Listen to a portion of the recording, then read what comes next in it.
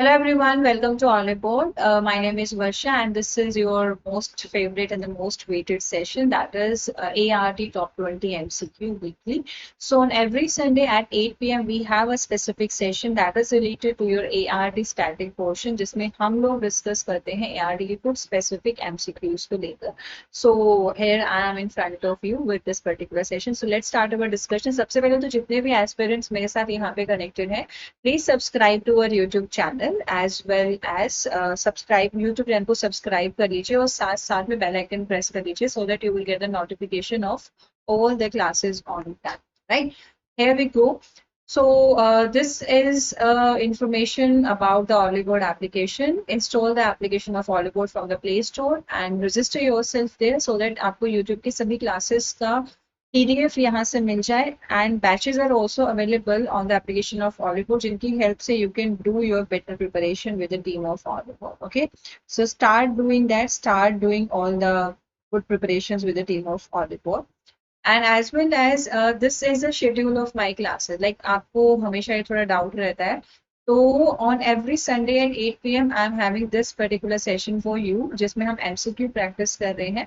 And this is a weekly class schedule that you have to focus upon. Okay.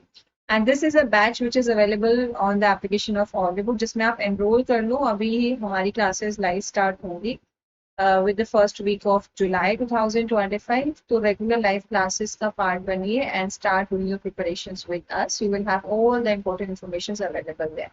Okay. Now this is the first question of today's session. तो आज के जो questions हैं, they are the miscellaneous questions. Okay, they are the miscellaneous questions. Some will be from the environment part, some will be from the forest part. Because exam में तो miscellaneous questions नहीं आएंगे, तो topic specific questions I am taking. But with that, बीच-बीच में आप लोग के लिए कुछ ऐसे questions भी हो जाते हैं, ठीक है? So let's start about today's discussion. The first question is on the screen, that is biodiversity is rich in. Biodiversity सबसे ज़्यादा कहाँ पर होती है? In the temperate forest, grasslands, tropical forest या फिर desert. Okay. The right answer for this question will be in the tropical forest areas. ठीक है, tropical forest areas में सबसे ज़्यादा biodiversity होती है. Okay, because of the suitable climatic conditions. Okay, climatic conditions काफी ज़्यादा suitable होती है for the different life forms to grow well in the tropical forest areas. ठीक है, species in danger of extinction whose survival is unlikely. ठीक है, so as we know that IUCN red list release करता है जिसमें जितनी भी endangered plant and animal की species होती है उनको status दिया जाता है as per their population कि उनकी present population क्या है. ठीक है, तो if the species in danger of extinction, की species जो है future में extinct हो सकती है, survival is unlikely. So that is extinct species, endangered species, rare है या फिर आपका threatened species है. The right answer is endangered. So first category is extinct, then critically endangered, then endangered, then vulnerable, then threatened, then हमारा है least concern. So these are the different categories जिनमें हम organisms, whether it's a plant or the animal, उनको classify करते हैं on the basis of their current population. ठीक है, Nilgiri biosphere reserve cover. तो नीलगिरी जो बायोस्फीयर रिजर्व है वो आपके कौन कौन से स्टेट्स को कवर करता है? तमिलनाडु एंड केरला को, तमिलनाडु एंड आंध्र प्रदेश को, कर्नाटका एंड तमिलनाडु को, केरला, कर्नाटका एंड तमिलनाडु. देखो why it is in news most of the time. एक तो यहाँ पे बायोडाइवर्सिटी काफी अच्छी and this is one of the biosphere that is covering the land area of three adjacent states. Three adjacent states का ये land area cover कर रहा है एंड बहुत सुटेबल यहाँ पे आपका क्लाइमेटिक कंडीशंस है. ठीक है, and the biosphere, why it's biosphere? Because it is having a new and the good population of flora and fauna there. ठीक है, next the question is question number 4, that is the shrub brought from Australia to decorate garden hedges in India that has become a weed. So what is a weed first? Weed कोई भी unwanted plant है, कोई भी unwanted plant, कोई भी unwanted plant, it appears like a regular plant basically. और जब वो आप उसको एक specific area में introduce करते हो तो आपके main crop की growth के साथ वो interfere करने लग जाता है, main plant की growth को hamper करने लग जाता है. So this particular shrub was introduced from Australia. क्यों? Because it was having very beautiful appearance. ठीक है, garden हैजेस को डेकोरेट करने के पर्पज से it was introduce, but after that it was realise कि ये आपके मेन क्रॉप के साथ ही कंपटीशन कर रहा है, not letting your main crop to grow there, ठीक है, not letting your main crop to grow there. So what is that? तो आपको बताना है कि what should be the right answer for this question. Options are, it is parthenium grass, lantana camara, elder grass और बिलबेक. Right answer for this question is lantana camara. ठीक है, Australia से लेंटाना कमारा इंट्रोड्यूस हुआ था इस because to decorate the garden hedges, but soon after introduction इसने अपने नेगेटिव इफेक्ट्स और नेगेटिव एसोसिएशन शो करा. That's why it comes under the category of B. ठीक है, नेक्स्ट है आपका क्वेश्चन नंबर 5. एग्रो फॉरेस्ट्री क्या है? So agro forestry it comes from two words, agro और forestry. So it's a type of combination. It's a type of practice on the same piece of land. When you are growing trees, ठीक है, आप tree भी grow कर रहे हो, आप crop भी लगा रहे हो, साथ में आप पैस्चर लैंड्स भी क्रिएट कर रहे हो, और आप अपने एनिमल्स को भी रेयर कर रहे हो, लाइफ स्टॉक भी रेज कर रहे हो on a same piece of land. You are doing multiple activities, यानी कि आप इंटीग्रेटेड प्रोसेस वहां पे कर रहे हो.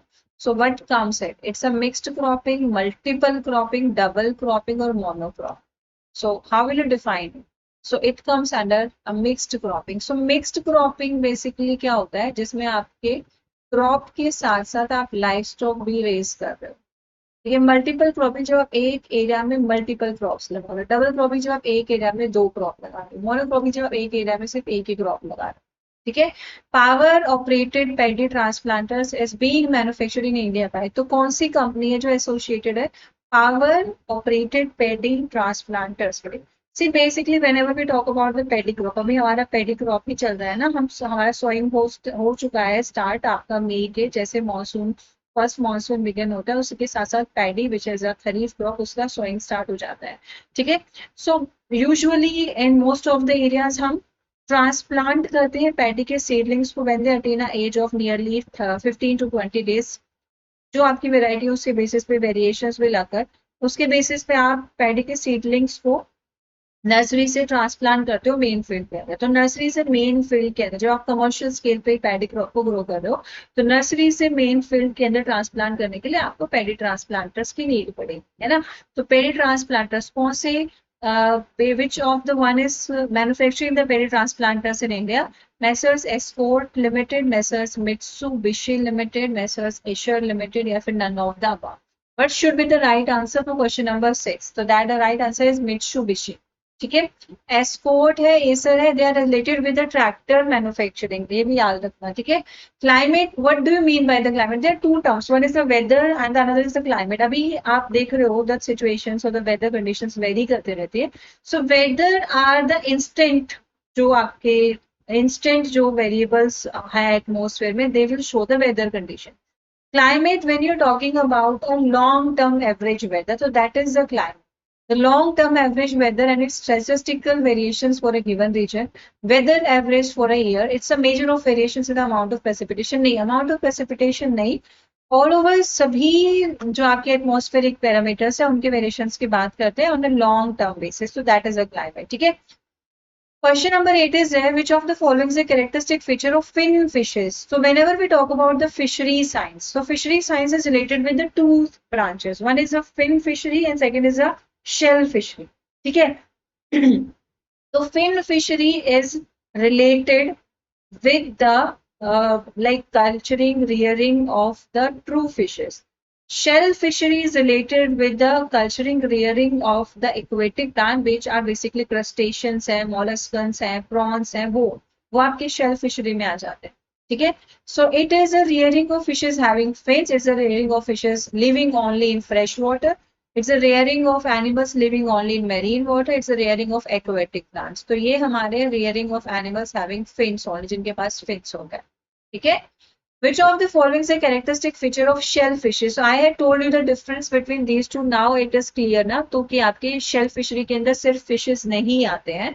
So shell fishery include the aquatic life. कौन सी aquatic life? Rearing of fishes, no. Rearing of only bony fishes, no. Rearing of aquatic animals having an outer shell. Rearing of cartilaginous fishes, no. तो cartilaginous fishes और Bonnie fishes तो हम fin fishery के अंदर ही include करेंगे क्योंकि ये आपके ट्रू फिशेज है। ठीक है, एक्वेटिक एनिमल जिनके आउटर शेल प्रेजेंट होती है उसको उसको हम शेल फिशरी के अंदर इंक्लूड करेंगे। ठीक है, examples I already told you. ठीक है, question number 10 is management and rearing of fishes only. सिर्फ फिशेज को आप मैनेज कर रहे हो, रियर कर रहे हो, कल्चर कर रहे हो, उसको क्या बोलेंगे? एक्वा कल्चर, पिसिकल्चर, एपीकल्चर और फिशरी। देखो, fishery is a broad class which include the fin fishery and the shellfish. ठीक है, apiculture is for the honey bees, honey bee के रियरिंग को, प्रोडक्शन को, विच कम्स अंडर एपीकल्चर। ठीक है, aquaculture is basically about the aquatic life, और aquatic life में आपके plants and animals both will be included, and pisciculture is about the fishes. ठीक है, तो option number B will be the right answer for this question. Next is about question number 11, the management and the rearing of aquatic animals. So I think the definition is clear to you now. So options are pisciculture, sericulture, aquaculture और fishery. Same ही options है, but question different है. Question is about the rearing of aquatic animals. So aquatic animals के rearing को हम include करेंगे under the aquaculture. Sericulture यहाँ पे new option है, that is about the rearing, management and rearing of the silkworms, जिससे आपको सिल्क थ्रेड ऑब्टेन होगा। ठीक है, which of the following is not a marine fishes? So fishes that we are consuming, that we are having around us, they are divided to different categories on the basis of from where we are collecting them. So एक आपकी होती है inland fish, जिसको आप fresh water से collect करते हो। एक होती है आपकी मेरीन फिश, जिसको आप सी वाटर से कलेक्ट करते हो। एक होती है आपकी brackish water fish, yeah, where the sea water and the fresh water met, that as a brackish water. वहां पे जो आप फिश कलेक्ट करते हो, they comes under the brackish water fish. तो क्वेश्चन इज, इनमें से कौन सी एक मेरीन फिश नहीं है? हिल्सा, पॉम्फ्रेट, मैकरल और सिंघारा। ठीक है, so the right answer is सिंघारा। सिंघारा is not a marine fish, it is a fresh water fish. Okay, moving on the next question, which of the following is not an edible marine fish?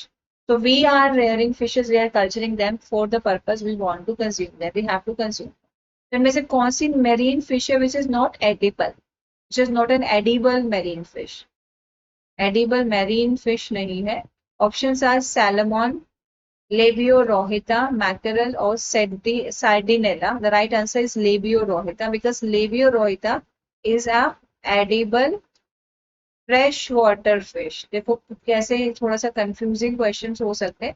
लेबियोरोहिता is non as rohu, it is consumable, it is edible, but ये आपका marine water से obtain नहीं होती, ये आपका fresh water से obtain होती है। ठीक है, question number 14 is the practice of catching the fish only available naturally is non age. Naturally जो फिशेज अवेलेबल है सिर्फ आप उन्हीं को कैप्चर कर रहे हो, उन्हीं को कंज्यूम कर रहे हो। So what is that practice is non age? So this practice is known as monoculture, capture fishery, polyculture या फिर culture fishery. It is important and a new question for you aspirants. The right answer for this question is it is a capture fishery. ठीक है, आप natural he only available naturally, so that is a capture fishery. Which of the following is not the economic importance of fishes? तो fishes को आप rear कर रहे हो. What is a it's not a economic importance. Like ये आपका एक soul M नहीं है फिशेस को कल्चर करने का। It's a source of food, it's a source of water, it's a good source of vitamins, it's a polishing agent. So source of water, fishes से हमें वाटर नहीं मिलता है, फिशेस से हमें फूड मिलता है। विटामिन्स का ये गुड सोर्स है। Protein we are getting from them, vitamin A we are getting from them. Polishing agent की तरह हम इनके बाय प्रोडक्ट्स का यूज कर सकते हैं। वाटर का हमारा कोई डायरेक्ट कनेक्शन नहीं है फिशेस के रेयरिंग के साथ। ठीक है, Which of the following is a surface feeder? So on the basis of कि फिशेस कहाँ पे रिजाइड कर रही है, तो आपके पेलेजिक फिशेस होती हैं, सब पेलेजिक फिशेस होती हैं, एंड आपके डिमर्शियल फिशेस होती हैं। तो पेलेजिक फिशेस आपके सरफेस पे रहती हैं, ये आपके वाटर कॉलम में रहती हैं और आपके इन बिटवीन वाटर में सर्वाइव करती है, और ये आपके बॉटम फीडर्स होती है। ठीक है, बॉटम फीडर्स होती है। क्वेश्चन इज इनमें से कौन से फिश आपकी सरफेस फीडर है? कटला, लेबियोरोहिता, मगूर और the flying fish? The right answer is catla catla. Catla catla कौन सी फिश है? एक सरफेस वाटर फीडर फिश है, ठीक है। Next question is which one is not an advantage of mulching? इनमें से मल्चिंग का एडवांटेज नहीं है। मल्चिंग बेसिकली हम अपने सॉइल को कवर कर रहे हैं किसी भी आपके मीन से, like from the poly sheet, like from the last plant के जो रेजिड्यूज हैं उनसे, ड्राई लीव से, फिर कोई भी स्पेसिफिक थिंग से, with that thought in mind कि हमें टॉप मोस्ट फर्टाइल लेयर को इरोड नहीं होने देना किसी भी एजेंट से, वाटर हो चाहे विंड हो, ठीक है। सॉइल स्ट्रक्चर इंप्रूव करता है, it increases the soil organic matter, it improves the soil texture, it improves the nutrient availability in certain favorable conditions. So what it do, what is not a advantage of mulching? इनमें से mulching का advantage इनमें से कौन सा नहीं है? Options के according the right answer for this question will be soil texture को इंप्रूव नहीं करता, it have nothing to do with the texture of the soil, soil की texture will not be affected by the mulching, it will remain same, ठीक है।